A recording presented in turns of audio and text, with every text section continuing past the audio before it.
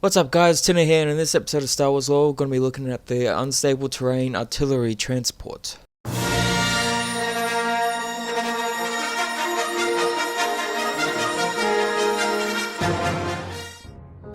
Now, after earlier Republic heavy walkers had revealed their limitations with drastic results, crew at drive yards were once again called upon to produce a new model.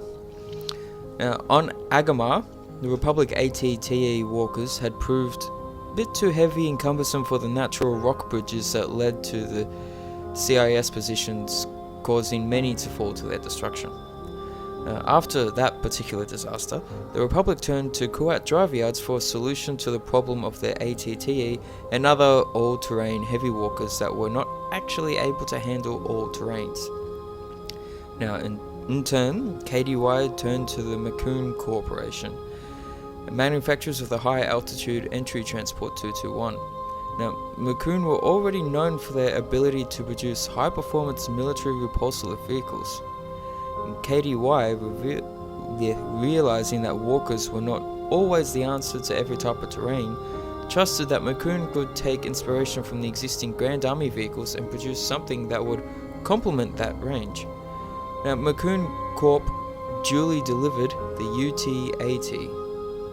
Now, the UT-80 had two parallel arrays of 8 repulsive plates that closely resembled hydrofoil skis. Hinged to the body and mounted on hydraulic buffers, they could react quickly to shifting terrain conditions, moving and tilting to maximize the efficiency of the repulsive plates. Now, terrain sensors and other scanners under the cockpit meant there were rarely any surprises for the pilot and crew. Now, the repulsors themselves provided propulsion for the vehicle and were separate from those that dealt with the terrain. There were 4 repulsive plates under the body of the UT-80 for that particular purpose. Now, the UT-80 was also an artillery platform, so the 16 skis had an additional trick that made the vehicle an incredibly stable platform for its heavy guns. Now, when reversed, the repulsor instead created gription fields that all but welded the vehicle down regardless of the ground conditions. And this allowed the top-mounted artillery turbo laser turret and the side-mounted medium laser cannons to fire with consistent accuracy. And these 3 main weapons were what gained the UT-80 its nickname of the Trident. The standard model featuring forward-facing twin anti-infantry cannons mounted underneath the front of the vehicle, as well as 4 anti-infantry cannon turrets mounted on the rear.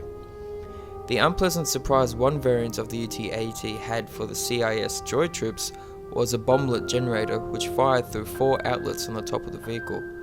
The generator could spit out a storm of ion bombs that, much like the clone troopers' hand-thrown V6 haywire grenades and EC detonators, it could scramble battle droid circuits and leave them prone and vulnerable to everything. Now, there were 2 crew members who were stationed in the cockpit of the UT-80, a pilot and gunner. The latter operated the 2 medium cannons and the underslung twin anti-infantry cannons in the standard model. The artillery and anti-infantry cannons to the rear were all operated by dedicated gunners. A further 20 troops could also be carried in the front of the vehicle, close to the power plant and other main equipment. Now, the UT-80 was more than 23 meters long and over 8 meters tall. The rear section of the standard model was heavily armored, while the front carried the majority of the larger internal components. On top of the UT-80's basic weight, it could carry 26 tons of ammunition and equipment. The repulsive technology solved the problem of keeping that weight above the terrain below, but inertia tended to make the vehicle difficult to steer. In turn, this slowed the vehicle down, giving it a safe but fairly meager top speed of only 45 km an hour.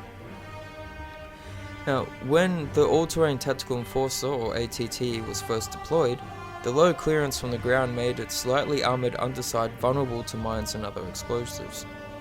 Now, while the anti-infantry turrets couldn't easily target infantry close to the vehicle. Now, this was solved later by giving the walker better armour and longer legs.